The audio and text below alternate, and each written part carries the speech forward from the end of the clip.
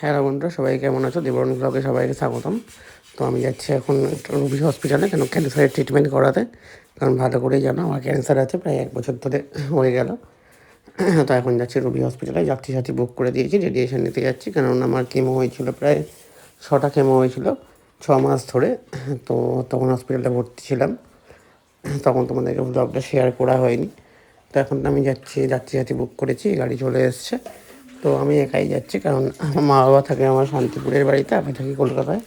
আমার ওয়াইফও থাকে এখানে, আমরা দুজনে একসঙ্গে থাকি। তো এখন যাচ্ছি, গাড়ির মধ্যে বসেছি, ভিডিও করতে করতে যাচ্ছি। কী করবো, কিছু না কিছু নিয়ে তো একটা টাইমটা কাটাতে হবে। এতক্ষণ লাগে, এখান থেকে লাগে আমার রবি হসপিটাল যেতে প্রায় 1.5 ঘন্টা। তো 1.5 ঘন্টা বসে থেকে থেকে তো আর টাইম কাটে না, তাই জন্য ভাবলাম ভিডিও করতে করতে যাই। আর আমি তো লিকুইড খাবার ছাড়া অন্য কোনো খাবার খেতে পারছি না এখন, শক্ত শক্ত খাবার। আর গরম জল খাচ্ছি, ঠান্ডা জল খেতে পারছি না, এখানে গলায় খুবই ব্যথা। কারণ আমার লিম্ফ নোডে ক্যান্সারটা হয়েছিল। তো হয়েছিল বলতে এখনও ট্রিটমেন্ট চলছে, এখনও পুরোপুরি রিকভার হয়নি। ডাক্তার বলেছে খুব তাড়াতাড়ি রিকভার হবে, কিন্তু কবে হবে এখনও যাই না। তো এখন যাচ্ছি, মোটামুটি হাফ রাস্তা চলে এসেছি। সব তো আর ভিডিওতে দেখানো সম্ভব না, তাই কিছু কিছু কেটে কেটে ভিডিও করছিলাম।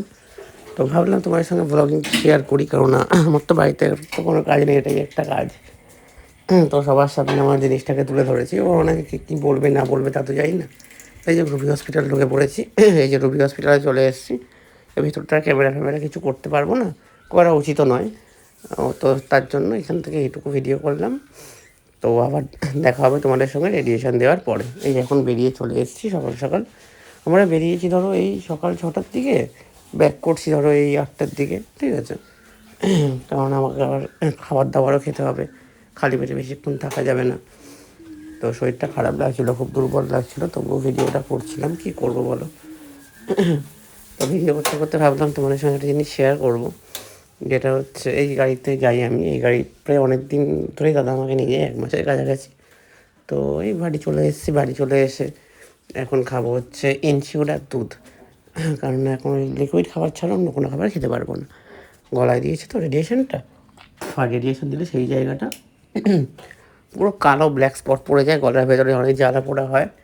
তো যারা নিয়েছে তারা জানে, ঠিক আছে, খুবই কষ্ট হয়। তো কষ্ট চেষ্টা করেই খাচ্ছি, কী করবো বলো, বাঁচতে গেলে করতে হবে। যাই হোক, তা এখন বউ আবার ডাল রান্না করেছে, করে দিয়ে গেছে মুসুরির ডাল, কারণ ওটা যেহেতু প্রোটিন আছে এখন, তো ওটাই খেতে হবে। মানে দুপুরের খাবার এটা। তো আমি তোমার সঙ্গে এটাও শেয়ার করি। চলো দুপুরে ডাল দিয়ে হয়ে যাক খাওয়া দাওয়া।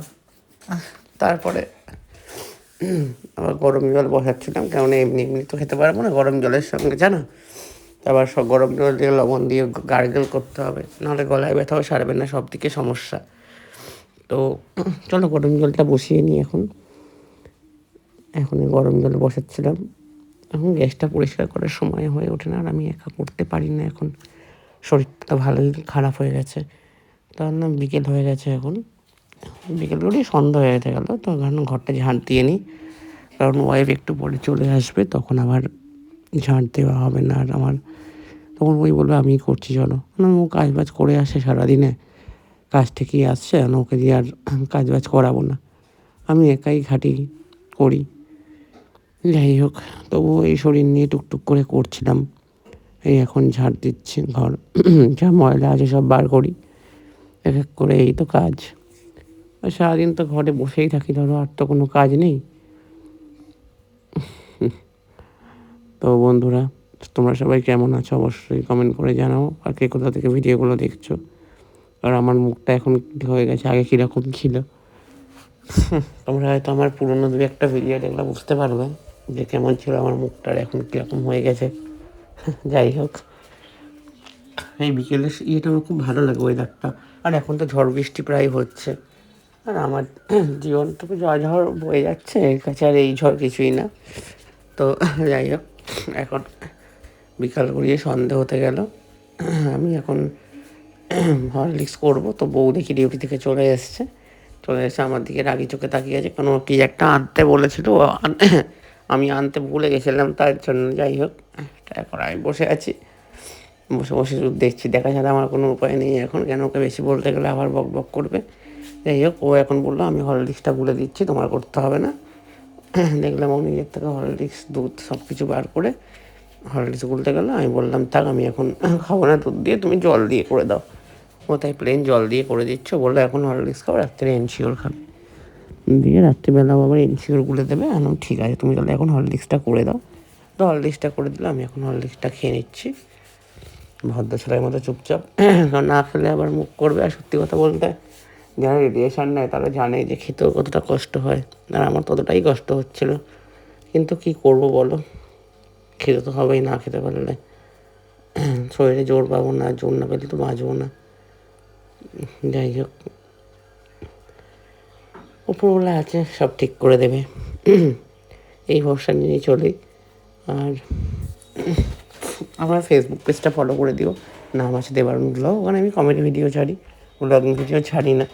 কেননা ব্লগিং তো ইউটিউবে ছাড়ছি, সেই জন্য ফেসবুকে কমেডি ভিডিওটা ছাড়ছি এখন। আর বউ রাত্রিবেলা খেতে বসে গেছে রুটি, বিট গাজর ভাজা আর ডিমের অমলেট। আমি বললাম তুমি খাটে বসে খাও, নিচে খেতে হবে না, মশা আছে, নোংরা আছে, এবার ঘরটা তেমন তো পরিষ্কার করা নেই ওর জন্য। তো বললো ঠিক আছে। দুজনে মিলে, আমি তো লিকুইড খাচ্ছি, এনশিওরটাও ভাবছি খাবার দাবার খাচ্ছি। তো যাই হোক বন্ধুরা, ব্লগিংটা কেমন লাগলো কমেন্ট করে জানিও। আর যদি ভালো লাগে থাকে তাহলে লাইক কমেন্ট শেয়ার করে চ্যানেলটাকে একটুখানি ফলো করে দিও, পাশে থেকো। এটাই বলার ছিল। আবার কালকের ব্লগটা আবার তোমাদের সামনে নিয়ে চলে আসবে। এখনকার মতো এমনি, চলো টাটা, বাই বাই।